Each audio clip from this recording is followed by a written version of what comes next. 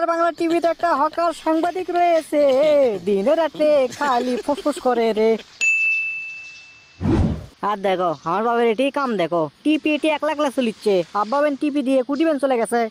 এ হ এটা কে বাড়াছে? এটা না রঞ্জন ঘোষ, ধরা সাবের লান খালি করে ফোঁস ফোঁস।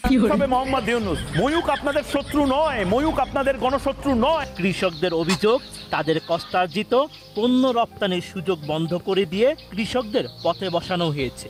এখন এই পেঁয়াজ ও আলু শুভেন্দু অধিকারী আর রিপাবলিক টেলিভিশনের ময়ূক রঞ্জনকেই কিনতে হবে।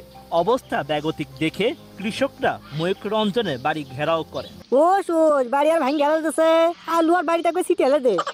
না না, এই হকার সাংবাদিক শালা মলম বিক্রেতা, এবারে এক টিভি রিপোর্টার কে থোছে আমার তো মাথাতে ধরে না। এই মলম বিক্রেতা ময়ূক রঞ্জন ঘোষ ধরা সাবেলান করে ফোঁস ফোঁস, এর জন্য করে বাংলাদেশ আর ভারতের মধ্যে বিভেদ সৃষ্টি হচ্ছে। এই আর বাংলা না কি বাংলা, এই ময়ূক রঞ্জন ঘোষ এই মাথার থেকে ও মাথার দৌড়ে কি কয় না কয় তার ঠিক নেই। কেরে তুই যার সম্বন্ধে কথা কোস সে সম্পর্কে কথা কওয়ার কোনো অধিকার আছে, কোনো যোগ্যতা আছে তোর? যাই হোক, সকাল সকাল টিভি খুলে আমার মনটা সেই খুশি খুশি লাগিচ্ছে, পারে খুব আনন্দ পানো। যদিও টিভি আমি খুলিনি, আমার বাপ খুলছে। যাই আব্বাকে একটা থ্যাঙ্কস দিয়েছি। কি রে সোরা, টিভির ঘরত যে কি পেশাল পারিস রে? আরে আব্বা, তুমি তো সারাদিন আলু পটলের দাম কয়টা বাড়ছে কয়টা কমছে এগুলো খবরে তুমি সারাদিন দেখো। ভারতের আর বাংলা টিভির থেকে যে ময়ূক রঞ্জন ঘোষ হকার সাংবাদিক ওই যে একবার সাবের লান করে ফোঁস ফোঁস, ওর খবর তো তুমি দেখো না। কে তুই বেন কার কথা কোস?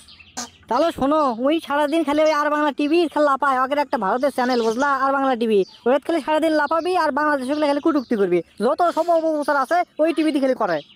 ও তে কি আছে? কি আবার হবি, বাংলাদেশিরা ভারতে করে পেঁয়াজ আলু ওগুলা লিচ্ছে না, ওই জন্য করে ময়ূকের বাড়ি একবারে ঘেরাও করে ধরে একে ভাঙ গেল বাড়ি। কেঙ্কা লাগে এখন? শালা বাড়ছিল বেশি, এখন কেঙ্কা হয়? ওই জন্যই আমিও তো কই তুই না বেশি বাড়ছু, অত আর বাড়িস নে। কে আমি আবার কি করন? কি করলু মানে? আটাল বাড়ি ভিটের যে ব্যারিকেড আনলো রে। আব্বা তুমি উল্টো পাল্টা কথা কও, তোমার সাথে কথা হেমতা পাই না। থাকো আমার বাড়িতে আরো চাইলে কোয়া লিখবে, তোমার সাথে কথা নেই এখন, থাকো। তোকে আমি সাপ সাপ কয়ে দিই, আর একদিন যদি তুমি বেরি খাওয়া দেখি হাউলো বান্ডিতে কুবিয়ে তোর হাঁটুর গিরে একবারে কষ করে দেবো রে। হ্যাঁ কি কয় না কয় ঠিক নেই, হ্যাঁ থাকো তো তুমি।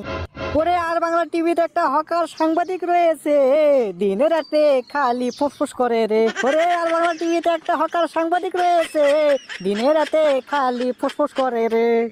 ভারতের সব পণ্য খাদ্যদ্রব্য সবকিছু আমি বাতিল করবো, কোনো কিছু আর কিনবো না, সবকিছু একবারে বয়কট করবো। দরকার পড়ে অন্য কিছু মাখবো আমি, ওই শ্যাম্পু শ্যাম্পু যদি কেন লাগে আটিকার শ্যাম্পু মাখবো আমি, আর কোনো কথা নাই। ময়ূক রঞ্জন ঘোষ এর জন্যই কই ভালো হ, ভালো হতে পয়সা লাগে না, ভালো হলে আবার আগের মতো হবে সবকিছু, বুঝছো? ভালো হয়ে যা। তো ওপার বাংলার দর্শক বন্ধুরা, আপনাদেরকে কিছু বলা হয়নি, শুধুমাত্র এই ময়ূক রঞ্জন ঘোষকেই বলা হয়েছে, এই হকার সাংবাদিককে। তো আজকের ভিডিওটি আপনাদেরকে কেমন লেগেছে তা অবশ্যই কমেন্ট বক্সে কমেন্ট করতে ভুলবেন না।